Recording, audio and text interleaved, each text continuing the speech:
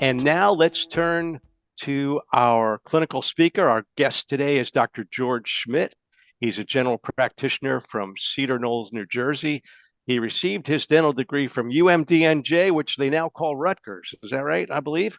And he received his, and he's got fellowships from the AGD and the ICOI and the Pierre Fauchard Academy as well. He teaches in the implant CE program at NYU, which is an incredible CE program. And I know George has been working hard to advance that program for several years now. He's also the host of the AGD National Podcast, so make sure you tune into that. And I'm really delighted to turn this over to Dr. George Schmidt, and he's going to talk to us about the workflow for making a full arch prosthesis. George, it is all yours. Well, thank you so much, Neil. Really appreciate coming on. Let me just share my screen while I'm chatting here a little bit. So I really appreciate the opportunity to come on and share some of the things that I have here with everyone. And by the way, just a fantastic business advisory panel. Really good stuff there, good information. And some of what I'm going to talk about, I think, is really going to tie into what we spoke about, rising costs and things like that. And of course, anytime we can take any procedure that we do and make it more of a seamless sort of a workflow, not sure what make it sort of a seamless workflow, it's going to reduce our costs and it's going to help us with our overhead. So I hope some of this will tie in with that. I've taught dentistry, as Neil mentioned, at every level. I've taught at Rutgers undergrad, I've taught in residency programs, and now I teach at NYU in the implant department there. And probably one of the most confusing, misunderstood, not well understood things in dentistry now, especially when it's becoming so important and it's so prevalent and such a great service, is the fixed hybrid. So when we have a scenario where, I'm going to try to minimize my screen here. So when we have a scenario with so many people needing this, it's just really something that we need to go over. So the fixed hybrid, a seamless prosthetic workflow, that's what we're going to talk about here, and look forward to get into that. So what are we going to highlight? And when I say highlight, I really mean to emphasize that, okay? Because we've only got about 40 minutes or less here to kind of cover this pretty broad and pretty involved topic. So we'll just highlight a couple of things here. We could easily spend all day on this. If you had a surgical component, it could be a 2-day course. But what we're going to talk about really is the basic, or what I'm going to highlight is the basic concepts of the all-on-X restoration. So what does that mean? What is the all-on-X restoration, and how that we can use this for our patients? We'll look a little bit at the components used in a full arch prosthetic solution. Almost all of these are going to be familiar to this audience here, I'm sure, but we'll just talk a little bit about that before we get into a case. And then we'll go over really the meat of everything that we're going to talk about is the clinical steps necessary to deliver a successful prosthetic case. And I actually picked a case that's less than ideal to share with everyone today. So it's not an ideal case. It's got some problems. It has some challenges. It's got some things that weren't done right. And I think that, as we all know, we learn from our mistakes and we learn from others' mistakes. And, my ego is not that big, so I'm happy to share this. And I think by going through this particular case, we'll probably learn a lot. And then we'll also talk a little bit about the limitations of the all-on-X, right? Everything that we do in dentistry has a limit or limitations. And so that's what we'll basically do. We'll go over all that. So first things first, basic concepts, as we all know. Full arch replacement of teeth, but it doesn't have to be a full arch replacement. So a fixed hybrid could actually be a segment of the arch. Maybe it's the anterior. It could be a section. It could be a quadrant. So everything that we're going to talk about could really apply to any one of those kind of scenarios. It's typically 4 more implants, right? Connected either directly to the zirconia restoration or directly to the restoration, or by using a multi-unit abutment in between. And why is that important? Well, that's important because we can use the available bone, the bone that we have, mostly in the anterior there, to provide our patients with the very best prosthetic solution. We can minimize the cost in most cases. All right, these are obviously expensive, but we can minimize the cost, and it often allows for immediate load, where we can, of course, take a patient and give them teeth, on the spot. Immediate load, when we say immediate load, of course, we mean with a PMMA, or maybe we're going to use a stackable guide, or maybe we're going to convert a denture. That's well beyond the scope of what this lecture is about. Okay, we can't really get into that, but we are going to acknowledge that these kind of procedures are becoming more and more prevalent. And that's a whole other subject here. What are some of the advantages? Well, obviously, as we spoke about, you can use them in the available bone in the anterior. We can avoid the sinus and other limitations. And it's a lower cost versus other options, whether it be full fixed case or whether it's restored part of the dentition with implants, right? Because we all know that if we restore large segments of the arch with crown bridge type case, that's really costly. And oftentimes, depending on how many implants that are involved, we can oftentimes do the restoration much more economically for the patient, sometimes unfortunately sacrificing, teeth that otherwise might be kept. And it's an excellent option to treat the terminal dentition, as we all know. What are some of the disadvantages? Well, some of the disadvantages are cost also. All right. A great advantage is cost because it's a lower way to provide a prosthetic solution. But cost can also be a disadvantage because for many of our patients, these cases in the $20,000 to $30,000 range are simply too expensive. Failures can be catastrophic. All right. If you've got an all-on-4, we call that an all-on-4, right? That's fantastic. But if you lose an implant, you've got a none-on-3. That's typically what the old saying goes. So, that can be a problem. So we've got to be able to address that. We've got to think about that, and we'll touch on that in a little bit. Also, material failure. So no matter how good we plan, and even if we follow all the things that we're going to talk about coming up, sometimes, depending on the patient's occlusion, the bite, and everything that's going on, and so on and so forth, we can still have material failure. So that's sometimes a disadvantage.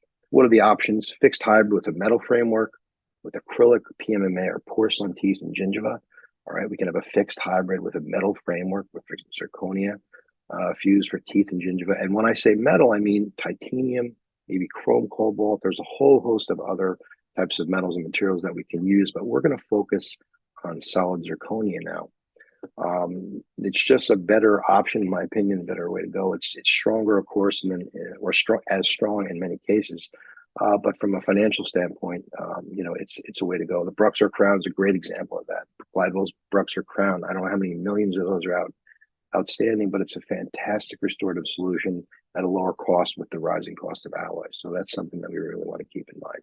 So some of the components, and we'll go over this kind of quickly, that we might encounter with an all-on case.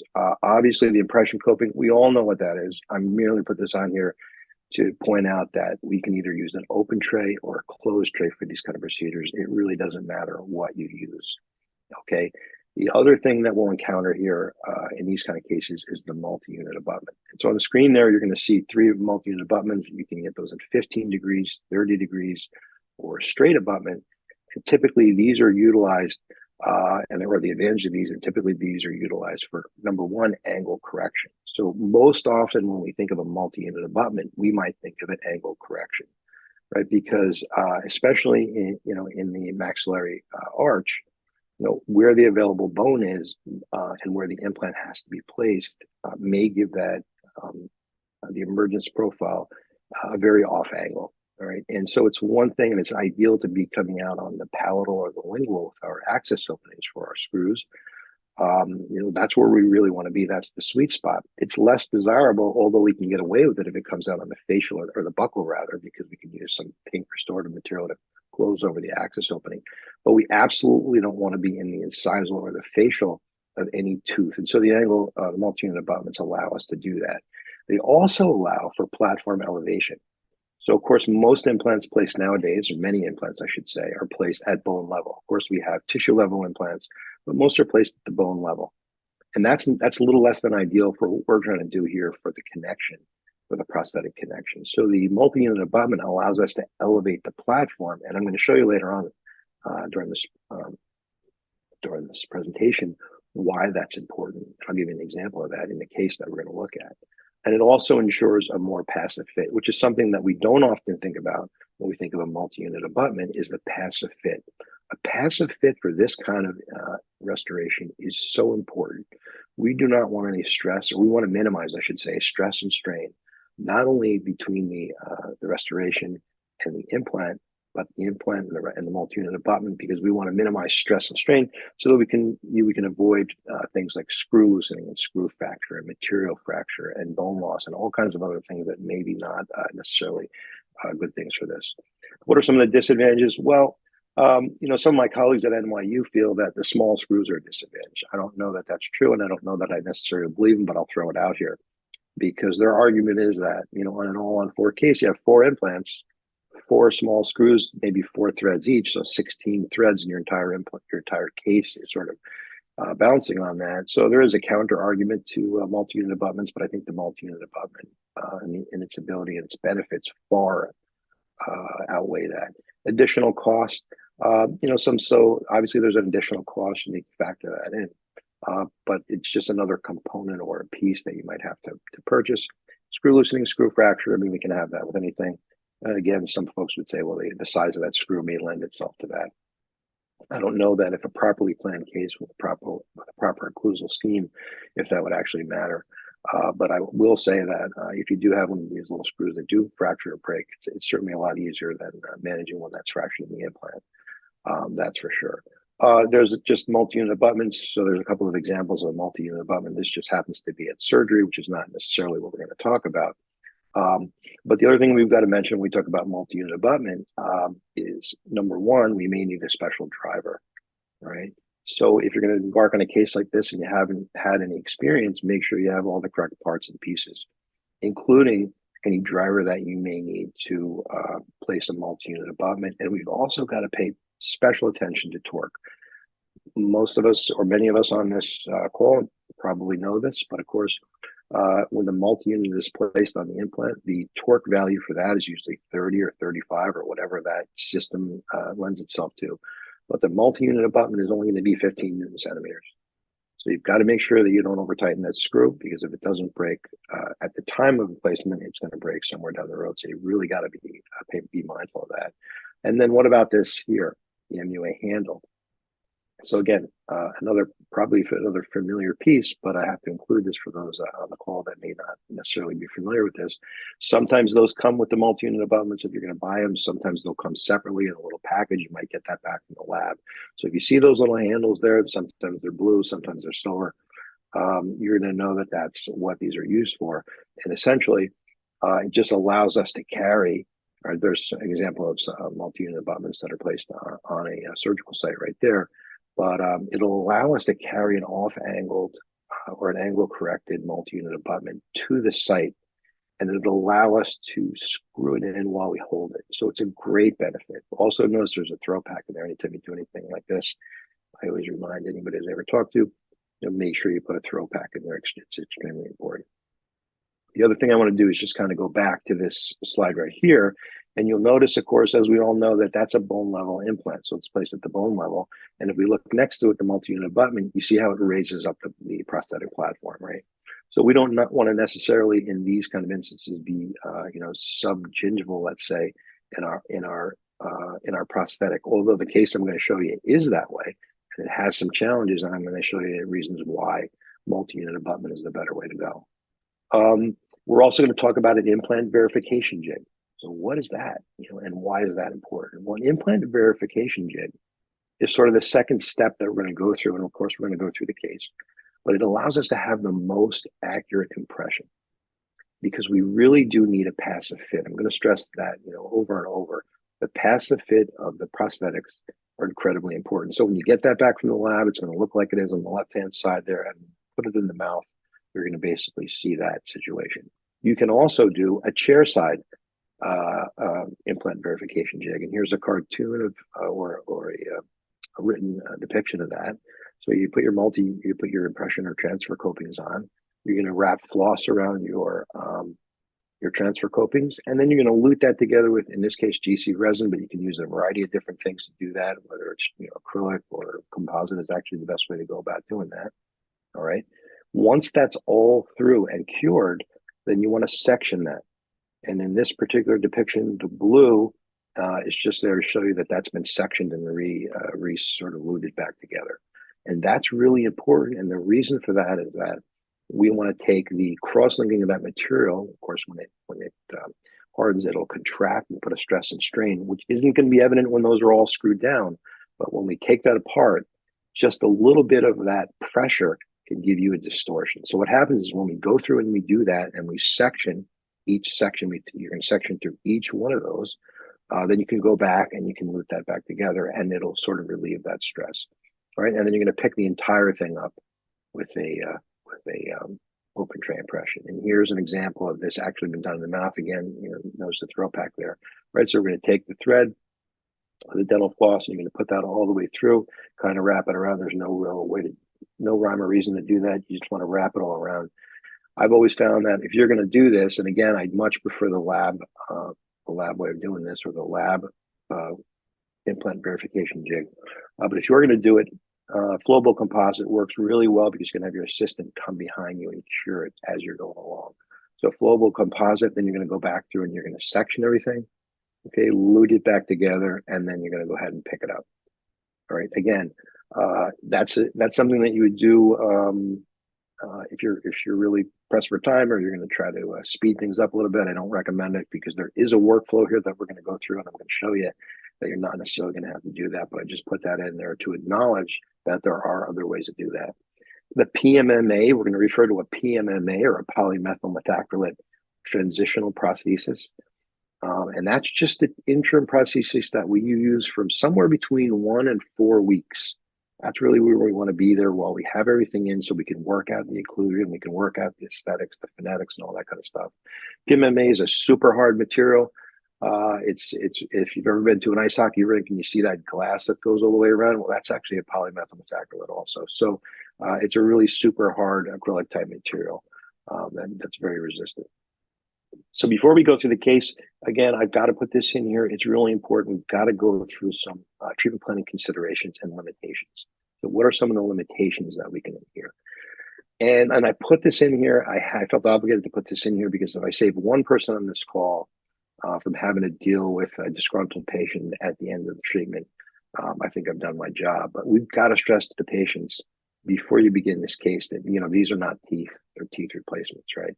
Some people will assume that because you're going to, do this all on case, that when it comes back, they're going to have teeth that look like their teeth that naturally emerge from the gingiva and these types of things. And we all know that's simply not the case. So you've got to start this at the beginning before, right? Tongue, pink gum replacement, attaching the teeth. Some people perceive that it's a little bit more bulky. So you got to address all these things before you start your case. It's part of a successful prosthetic outcome, right? Because we always start with the prosthetics in mind. Then we do the surgery, then we do the prosthetics. Speaking sounds, some people have a little challenge with speaking sounds, but just want to encourage them and say, hey, when you first get this, it may, you may have a little bit of trouble speaking or something like that. You have to go and practice a little bit, but it'll all work out. And also proprioception. On occasion, you may have someone that feels that these are a little heavy. So you want to kind of address all of those issues at the beginning. There's other limitations too. All right. There's other limitations in the list there. We'll go through them. So available bone. Obviously, that's going to be our working space to avoid sort of the sinus area there and stuff like that. So your amount of your available bone is going to impact where the actual implants can be placed, and that's going to impact how far back you can cantilever your prosthetics. What else? Here's another big one. This is a smile line, right? A patient like this, who you might think of doing a conventional all-on case. Well, that's going to be a challenge. That's going to be a real challenge because we don't want the transition line to be visible. So that's got to sort of be tucked up there. So it's often not a problem because many people, as they age, the reveal of the teeth gets less. The mandible is more prevalent in many older folks. But obviously, if you have that, you're going to have to reduce a lot of bone to get that up and be able to tuck that up under the lip line. Also, the VDO, right? We need about 15 millimeters. We need about 15 millimeters of space so that we can accomplish everything that we need. So we can have that flange, we can have room for the prosthetics, we can have room for the teeth, and also we can have room for the appropriate material thickness so that we don't have any fracture issues there. Bone reduction. So sometimes you've got to reduce bone to get where you want, especially like I just showed you in that one case there. So on the left side, I'm just sort of smoothing that out. That's already been reduced. Or maybe you're going to use a stackable guide. So you've got to take all that kind of stuff into consideration. A big one is the AP spread. Okay, and this goes back to what I talked about, available bone and where your implants are placed. When we talk about AP spread, we're talking about from the middle of the anterior implants to the distal of the posterior implants, and that measurement right there. Because that AP spread is going to be the key to how far back we can cantilever the teeth if we need to. You can go about 1.5 to 2 times a cantilever of your AP spread. So there's a depiction on the right-hand side there. It's also dependent on the arch form, right? So if you have a patient that comes in and you're thinking about this treatment, whether you're going to do the surgery or not, just be mindful of the fact that a square arch form is going to have a much more narrow AP spread or a much lower AP spread, and you can't cantilever the teeth back that much. So if the implants are placed in the anterior maxilla and you have a square arch form, then you're going to have, you may only be back in the bicuspid area on the first or second bicuspid area there on your cantilever, and that's a discussion that you need to have with your patient before you start the case. That's not a discussion you want to have at the end of the case. All right, so first, this will be the patient that we're taking a look at here. And your first visit, so we're going to just call this the first visit, is your treatment planning consult visit. So we want to do all the things that we just talked about. We want to manage the patient's expectations. We want to just take a look at everything. And this patient obviously has a failing maxillary bridge work there. It's a failing maxillary bridge work. It's well beyond its life expectancy there. So you can see that it actually just kind of snapped off. What else could we do in this kind of scenario here? We could do a full fixed case, of course, would be the classic MISH. I don't want to spend a lot of time on this, but just realize that in a patient with this much bone, we certainly could do that. If you're going to do that, how do you figure out how many implants you need so you can figure out how much to charge and things like that? Well, classic MISH molar canine rule says you need an implant in the most distal position, the molar position, the canine position, no more than 2 adjacent pontics, and no cantilevers. So that's classic Carl MISH. The depiction's right out of the MISH book there. What's the downside to that cost? It's double, $50,000-$60,000 now, probably. It's double the cost of the all-on. All right, so just be mindful that certainly is an option there. So first decision, how many implants? Are you going to do an all-on 4, or maybe a 6 better? In my personal opinion, I like 6 implants on the maxilla, 5 implants on the mandible. I think that's the best way to go. Again, you don't want to be in a scenario where one of your implants fail and you lose your entire case. I think putting in 1 or 2 extra implants, the cost, if you've got everything open, is really just minimal at this point, and it's worth paying for the insurance, so to speak. So here's our patient, 5 months post extractions. All right, 6 implants were placed on this patient, and you can see that's a pretty good AP spread on that patient right there. All right, so what are the steps? So we're going to go through this, and we'll talk about 5 steps that you can go through, or 5 visits to restore this case. And again, going back to the business topic that we talked about earlier, or the consultants that were on earlier talked about, this is important, okay? Because if you can get this kind of a scenario down to 5 visits or 5 steps, it's going to be very beneficial not only to you and your patient, but also to the bottom line, right? So we'll call this restorative visit 1. And so we'll go through these step by step. Restorative visit 1, all right, you're going to remove the healing abutments and you're going to place your transfer copings. Those happen to be Zimmer implants, and those are closed tray impression coping, but you can use an open tray impression coping here. It really doesn't matter what you use at this step. It's important. Verify the seating with radiographs. I left a few things out because of time here, but you want to go back and make sure that each one of those are seated down into the connections. You want to take an implant level impression. If you're using multi-unit abutments, you're going to take an abutment level impression. All right. Make sure you have, the vestibule, the palate. You cannot give the laboratory too much information. The more detailed everything is from the very beginning, the very best outcome that you're going to get. Put the healing abutments back on. Take an algin to the counter, the opposing arch. Okay, and then all that stuff is going to go back to the lab. So if those were multi-units abutments, that's what that would look like. I just wanted to put a multi-unit in there as a contrast. But you see there's no gap. Everything's seated down nicely there. So what are we going to do? All right. It's important that you fill out a detailed laboratory slip too, so the lab knows exactly what's going on. You want to put your tooth number, diameter of the implant, and the implant system so that everyone knows what's going on. You want to take a shade, tooth shade, and a gingival shade. All right, so you can either take it at this visit or you can take it at the next visit, but both of those are going to be necessary. You've got to tell the laboratory what shade of the gingiva that you want. And then what do we want? What are we going to actually ask for the lab? We're going to want a wax rim. Okay, and then as well, you want to tell the lab what you want here. All right, so you've got some choices, right? It's going to be a full strength Bruxer implant prosthesis. It's going to be a Bruxer aesthetic. Maybe it's a provisional ear order. Maybe it's a segment of an arch like we talked about. So you want to be specific in actually what you're asking for there. And then the last thing you want to do is just make sure that you've itemized all the things. In this case, it's just going to be impressions, but all the things that you've done and that you're sending off to the laboratory. All right, so that's important, very important. Okay, so all that goes to the lab. Patient comes back. Visit 2. What are you going to receive from the lab? You're going to get your wax rim back and a bite block with the 2 central incisors. This is absolutely by far the most important visit of the entire sequence. It's incredibly important that you spend a lot of time here and make sure that everything's right. Take off the healing abutments, seat the bite block, and I usually will seat the bite block in and make sure that we're in the ballpark. Because what you ultimately want to do is seat the bite block in and hand tighten the screws so it makes it easier for you to sort of manipulate with your speaking sound and stuff like that. But sometimes you're not in the ballpark. Maybe you've got to take some wax off. So rather than put it in and tighten everything in and out, you may want to just kind of put it in as if you were doing a denture. Sort of get yourself in the ballpark and then start to make your adjustments. Right. So you want to start with the central incisors, right? Make sure that your midline's correct. Make sure that your cant is correct. Right. And then go through it exactly like you're making a denture and make sure your occlusal plane is good. You've got the right VDO, 55, Mississippi, all the speaking sounds. Make sure that's right on the money. Again, this is an incredibly important visit because it'll save you an entire other visit if you get that down and get that right. Take the bite block back out. Again, if you haven't done so already, you want to give a tooth shade, and you also want to give a gingival shade. All right, and there's a shade down on the bottom right side there. You can get that from the laboratory or your local supply house. Everything goes back to the lab. Okay. Here, what we're going to do is, again, if you haven't done so already, you want to put your gingival shade in there, okay? And then we're going to ask for an implant verification jig. We referenced that a little bit earlier. And we're going to ask for a wax setup, right? So those are the things that we want to ask for the lab.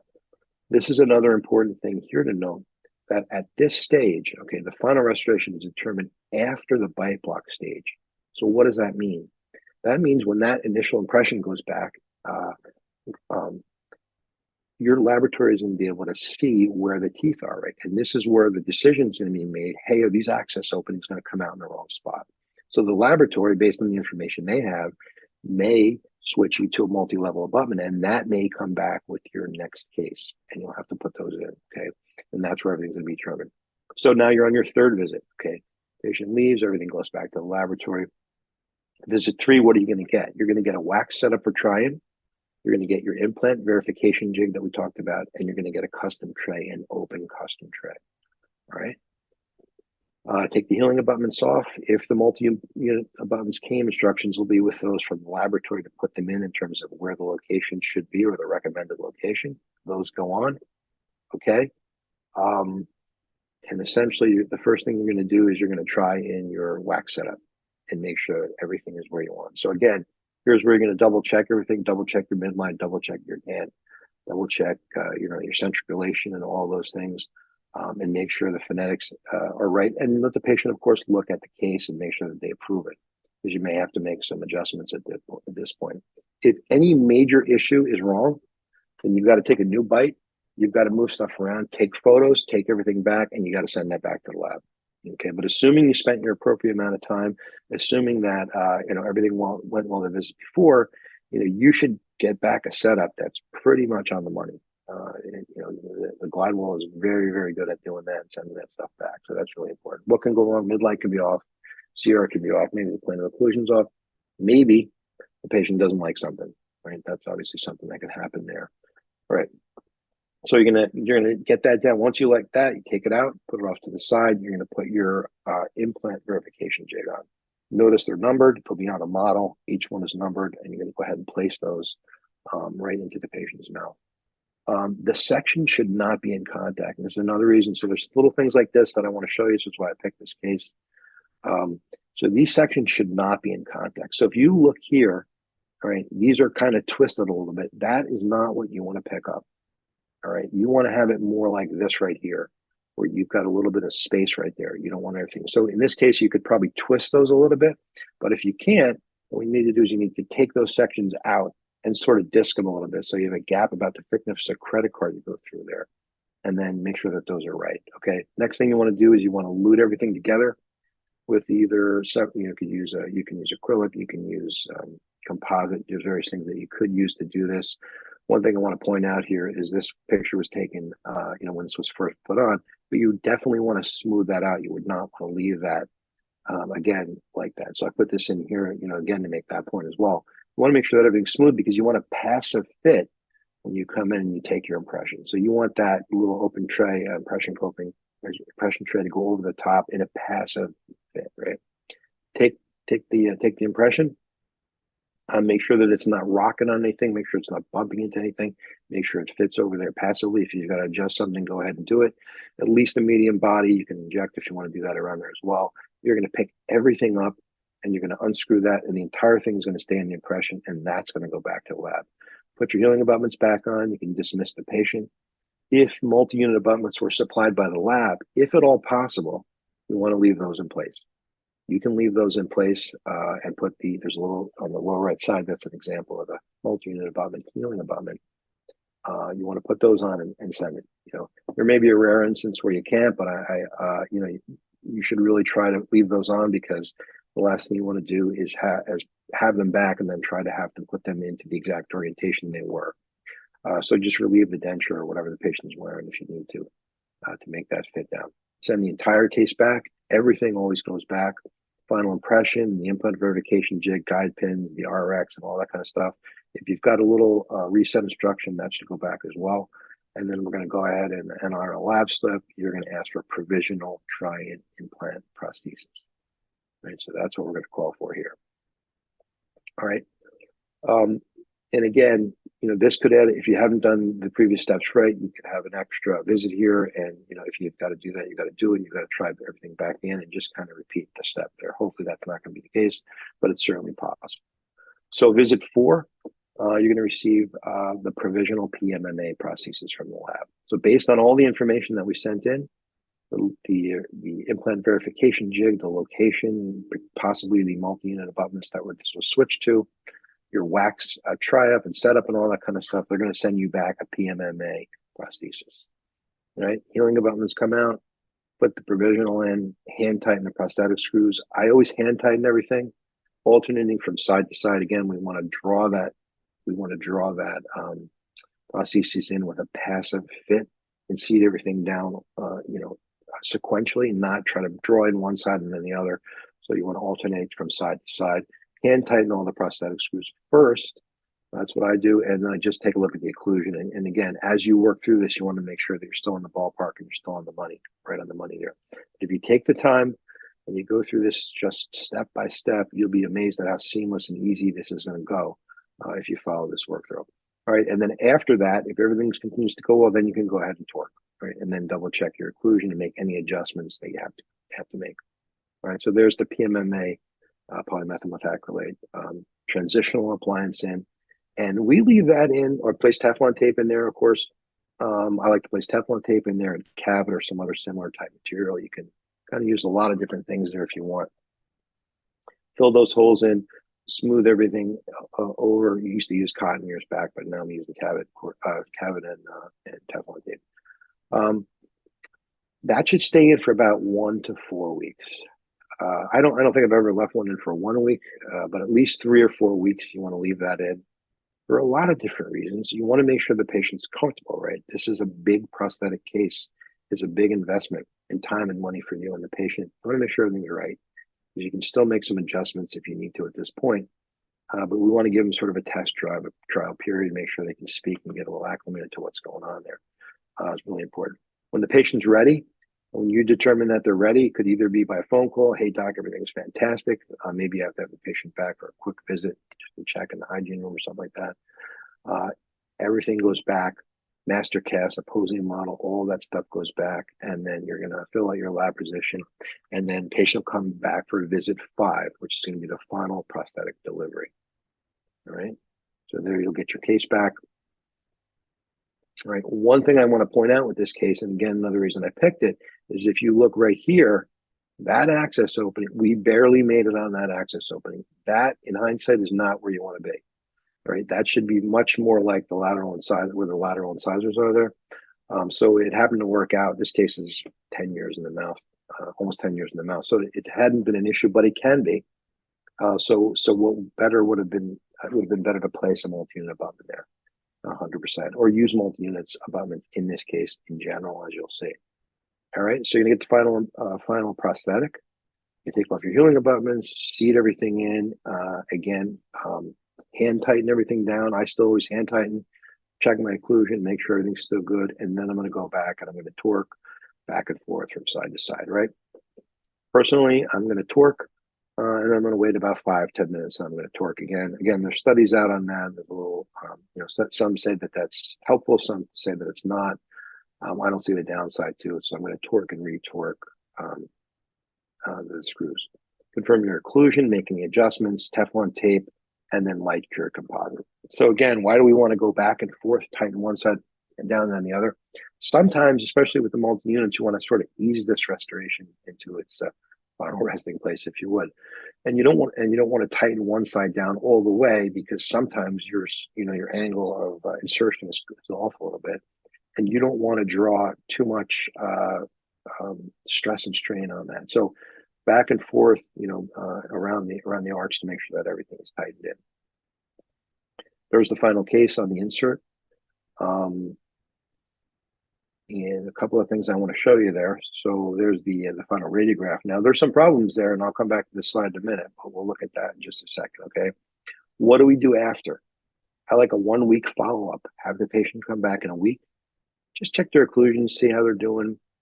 You should give them their hygiene instruction on this visit as well. Review oral hygiene on visit 5, but review the oral hygiene instruction and set the recall.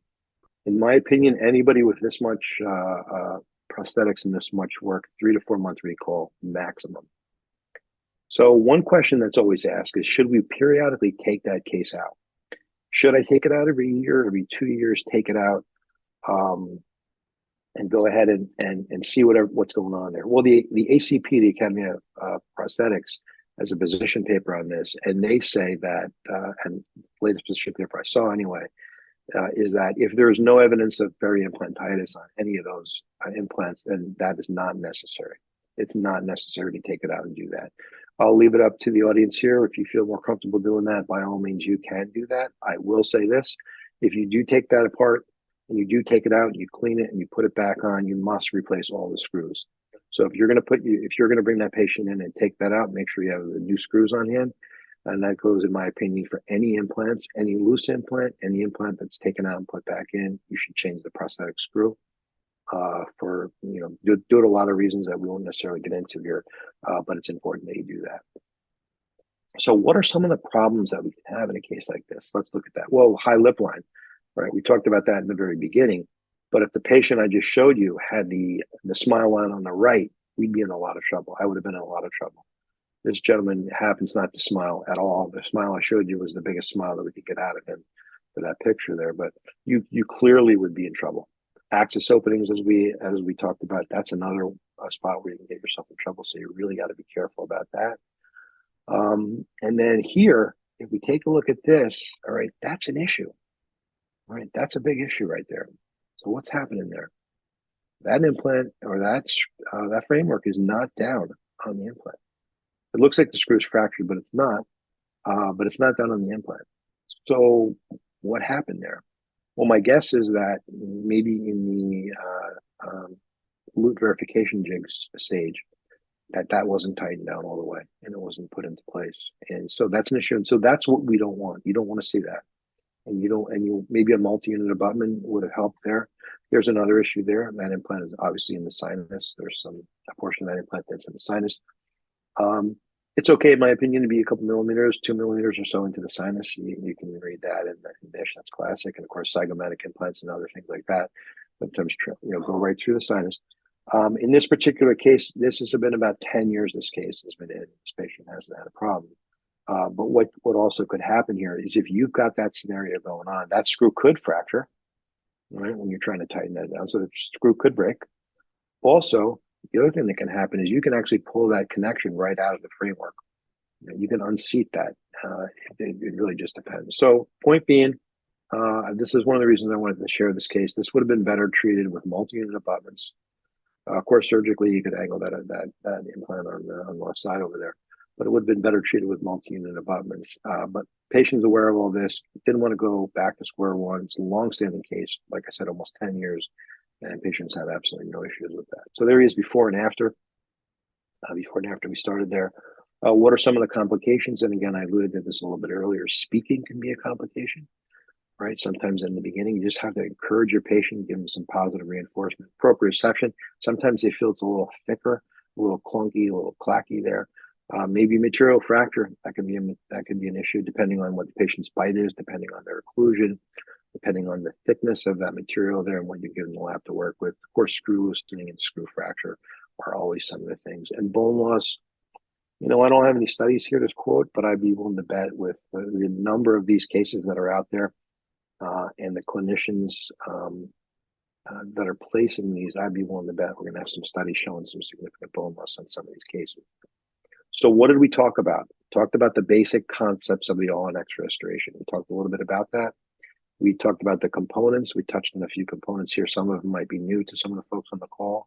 We talked about the limitations of the all-on-X, what we could do, what we couldn't do, and of course, we walked through the steps to successfully deliver a case.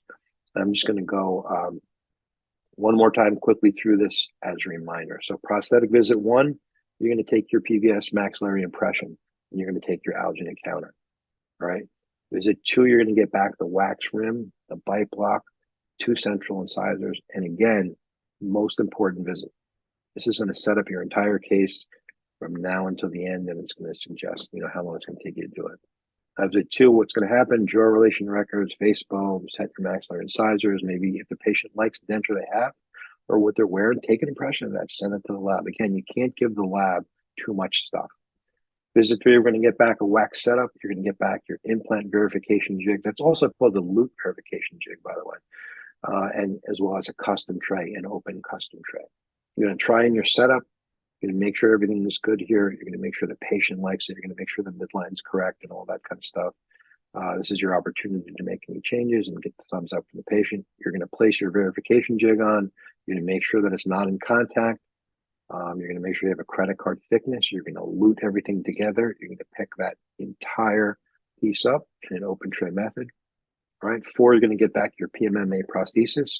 Again, another critical time. Put that in, tighten it down, check the occlusion, send the patient home with that, make sure they're happy, make sure everything's working well for them. Visit 5, you're going to deliver your prosthesis, all right? And make sure you torque alternating sides when you put that in. That's very important, okay? And then, of course, there he is at the end.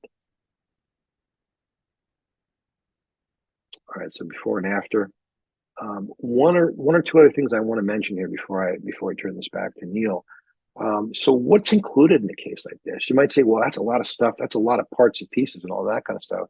I will say, in a case like this, Glidewell is going to send you everything you need. Right? And it's an all-in-one price, or 99% in one. You can correct me if I'm wrong here, but you're going to get everything. You're going to get the final, again, the label, the model, the analogs, the setups, bite blocks, all the stuff you need for one fee, and it's going to be, I say it's going to be under $3,500, somewhere in there. I don't want to quote fees here, but it's going to be in that ballpark range. So you're going to know what your costs are. You're not going to have to order all that stuff. You're just basically going to get everything that you need to be successful.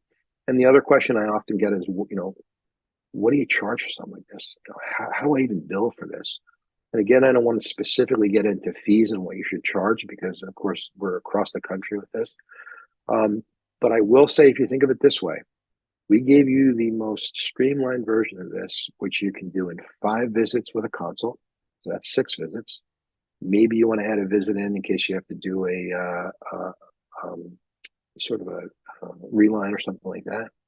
So that's 7 visits. Maybe you want to put in your post-op visits. That's 8 visits. So if you take 8 visits, calculate your overhead, calculate how much profit you want to make, maybe put a little extra in there just in case something goes wrong, and then you basically know, what you need to charge your patients so that everybody's happy and everybody's successful. The other thing I want to mention is that Glidewell's got some really great support stuff here. I mean, everything that I just went over, everything that I just talked about, Dr. Park and Nicole can get you that information if you wanted it, so you can have it. If you want to take a screenshot of this or a photo, there's the sort of the appointments in a nutshell. But there's a lot of support for this kind of stuff, and it doesn't have to be confusing or a daunting kind of intimidating task. So that's it. I just want to again thank everybody for their attention over the last 30, 40 minutes here. We kind of went through a lot of that quickly. I picked a case that wasn't necessarily an ideal case, but I think you benefit from that a little bit better. I want to thank Dr. Park, the entire advisory camp panel, and and Nicole Smith for putting this on. And with that, Neil, I'll take some questions if we have any. Thank you, George. That was a great lecture. I mean, it was so practical, right? Because you went through your case, you showed exactly, what came back from the lab, what you sent the lab. That's really helpful. So I've got some great questions here to follow up with. So, what you showed was the implants had already been placed, whatever provisional the patient was wearing, and now you were ready to start on the final prosthesis. How long after implant placement are you ready? Do you have to wait before you're ready to make this final prosthesis? That's a great question. That's a really great question. And oftentimes, clinicians and mostly the patient, right? They're excited. They want their teeth. But really, I'm going to stick to the old adage. It's going to be 3 months on the mandible, and about 4.5 months on the maxilla. You can start your restorative process. I think if you stick with that, I think you're going to do well. By the time you deliver the case, 10 visits, 5 visits, maybe 10 weeks, 10, 12 weeks, those implants will be well integrated. And that's whether or not you had some kind of immediate loaded provisional prosthesis. Yeah, I mean, again, that's a whole nother conversation, and maybe that's another lecture that we could go through. But I'm still going to wait. I'm still going to wait the time. There's no, if you've got a good provisional in there, and there's really no reason to speed that up, in my opinion. I think you're much better off waiting until everything's fully integrated. I know there's some systems out there in the market that maybe 3 months total from beginning to end. There's clearly those systems out there and folks that would tell you to do that, but I don't see the downside to waiting a little bit longer. Yeah, I mean, and there's a little bit of a risk of rushing it, right? Because even though the implants aren't going to move, the soft tissue is going to mature, and you could end up not having a great fit on the intaglio, and then you've got food traps and all kinds of things going on. So yeah, I think you're giving good advice. Don't rush it. Let that tissue mature. I got a couple questions here about multi-unit abutments versus going direct to the implant. I know that was one of the things I did when I got to Glidewell is we really pushed people to use multi-unit abutments. And one of the main reasons is when you've got a subgingival implant, you don't really have a good way to check the fit to know if what you're putting in is fitting. What are your comments as far as MUAs versus going direct to the implant? Yeah, I think in the past I was I was still on the fence about. I was a little nervous about the small screw that I mentioned, but I got to tell you, I think MUA is the way to go. I think for all the reasons I talked about. Number one, you want to try to raise that prosthetic connection up to the gingival level there for reasons that we, again, like you said, so you can see what's going on there and so on and so forth. Gives us the ability to move the tissue out of the way. It gives you reasons to correct the angles. There's so many benefits to the multi-unit abutment that I almost defer 100% now to a multi-unit abutment, even if everything is sort of directly in line and works out. You mentioned the small screw, the small prosthetic screw holds on, and I have a friend who complained that screw used to break, and then we kind of dug into what his procedure was, and that friend decided that he didn't want to use the IVJ. And so it's like the case you showed. If your prosthesis doesn't really fit well, then you're going to have screw problems. But if you make that extra step and you do a really careful IVJ, then the fit problems, the breakage problems are much less likely to occur. Absolutely. And a lot of people, they don't want to do that step because like, I already took the impression. I already sent this in. Why am I going back and doing that? But it's critical because you really need that passive fit. And it gives you even, as you know, Neil, even the slightest discrepancy can cause a lot of problems down the line. And so if you just take that extra step and go ahead and do that IVJ, you're way ahead of the game. Yeah, so we had somebody write a question in and say, well, do I really have to put the IVJ in separate pieces? Can't I just cut the pieces where it doesn't fit right? And if you're able to tell that, which is not something that anybody I ever knew could tell, then yeah, that would work. But I was told a long time ago that there's no such thing as a passive fit, right? You're just trying to get as close as you possibly can to a passive fit, and anything you do to improve your odds is a good decision to make. Absolutely. I mean, the geometry of the multi-unit abutment actually lends itself to a more passive fit, just the geometry of the way that is there. I mean, the only other thing you could possibly do would be to loop your multi-unit abutment connections into the zirconia chair side. And I'm not going to recommend that. That's a Yeah, daunting task. there's a few techniques out there for doing that, but yeah, I'm Yeah. not doing that either. Let's see. How do you reduce food traps under your fixed hybrid? We mentioned making sure that the tissue had healed well. What about the design of your intaglio? Yeah, so I mean oftentimes Glidewell, you guys do a fantastic job of that, but that's a good point, and that's the other reason why you want to wait till that tissue is fully matured. I don't know that you want to go with the straightaway ridge lap because that's going to be an issue, right? So you want to get that as close and as tight as possible, just like you would with any other bridge. But I'm not going to be in favor of ridge lap. You really want to make sure you can have the patient get under there and clean that, and of course you want to encourage them to do that with water pig and all these different kind of things. Got it. Got it. Um, you mentioned that if you do decide to remove the prosthesis for a cleaning procedure, that you need to change the screws, and I totally agree with that.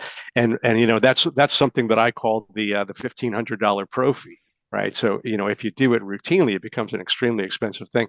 But I did get a question of what would you charge if you had to replace those screws and do maintenance? Did you want to share anything? Yeah, I mean that's a great question, but I do think that's dependent on a lot of things, not the least of which is what your office overhead is, and how much chair time you think it's going to take you to accomplish that. There are people have various skill levels and things like that, and someone might be able to do that in 10 minutes, and somebody might be able to do that in 45 minutes extra at a hygiene visit. So I think it's really dependent more so on that. There is an implant maintenance code. You've got to factor in the cost of your screws. You've obviously got to take it apart. You're gonna have to clean it. Maybe that can be done while your hygienist is, doing and cleaning it around the implants and checking everything. But again, you have to have another staff member do that. So it's dependent more on your office overhead and how you want to calculate that. And maybe you want to just give that away, at cost as a benefit to your patient for doing that kind of procedure. Maybe it's something you want to make more profitable, but I think that's more of a per office kind of discussion. Yeah, but it can be quite an expensive thing, Yes. buying the new Yeah. screws and the time as you described. After Absolutely. you deliver these full arch zirconia cases, do you have your patient wear a night guard? It's a great idea. I didn't include that there, but you should probably, it's a good idea to include that. And in fact, on the sequence on the slip there, that's a recommended procedure. So yeah, it's not a bad idea to protect the opposing, and to protect those zirconia are pretty strong. So I don't necessarily know you can ship anything, but I do think it's beneficial. And I should have included that, but yes. Good point. Good point. Got a couple questions here about intraoral scanners and photogrammetry. Do you have an experience with taking a full arch impression with either one of those methods, either an intraoral scanner or a photogrammetry device? Yeah, so a lot of what I do is really stuff still in the analog, all the areas that that I work. So I'm really not. Although I've been exposed to some of that, I don't want to say that I'm qualified to really sort of talk about that, if you Yeah. would. So I'll be frank with you. I mean, much of the stuff that we discuss here, and even at NYU and places like that, we're basically still in an analog scenario. But by all means, you 100% could go the digital way for a lot of what we just talked about. Excellent, excellent. After you deliver this case, do you bring the patients back to retorque the screws? When do you seal up the final screw holes? So I don't do that. I'll retorque twice on the initial visit. During that Maybe I'll visit, torque right? during the delivery. I'll retorque. I'll wait maybe like 10 minutes, and then I'm going to close everything up. Got it. I mean, Got it. you could if you had a concern about that, you could maybe on the first hygiene visit if you wanted to. You could. I don't see it would be a problem. You could go in and try to retorque that or check your screws and stuff like that. Yeah. I haven't had a problem. If you torque, wait 10 minutes or so and retorque. it's typically not an Yeah, issue. and Just that's like any exactly other. the protocol that they teach at the Resnick Institute. Yeah, do a retorque during that same visit. Give it a little time to relax then, but at that point you're done. And I think that's wise. George, this was a fantastic lecture. Really appreciate you sharing your expertise with us. I know, you've been teaching at that NYU program, and I had some experience with that program, a wonderful, wonderful program. It's really one of the few programs that allows people to treat patients over a long period of time. It's a 2-year program, right? It's still 2 years. It is 2 years. You can do a third year if you like. And anybody on the East Coast, if you want to come by and stop in and come in for the day, I'd be happy to have you. That's It's really the nice. longest running implant course in the country. Wow. Wow. Fantastic. Dr. Hochberg, Dr. Levin, Gary Pritchard, thank you so much for your contributions. Thanks all of you for joining us today. And we're going to be off next week for Thanksgiving, but be sure to join us in 2 weeks. And we're going to have a special session with our business advisory panel, and our special guest, Chuck Cohen from Benco, will join us. And we're going to be talking about setting up your practice for growth in 2024. And I've got all these brilliant panel guys that are going to really help you make it happen in 2024. So don't miss that. It's always a lot of fun. And we'll see you then. Thanks, George. Thanks, everybody. And have a great Thank Thanksgiving. We'll you. see you in 2 weeks. Happy Thank Bye-bye. Thanksgiving. you. Take care. Happy Thanksgiving. Bye.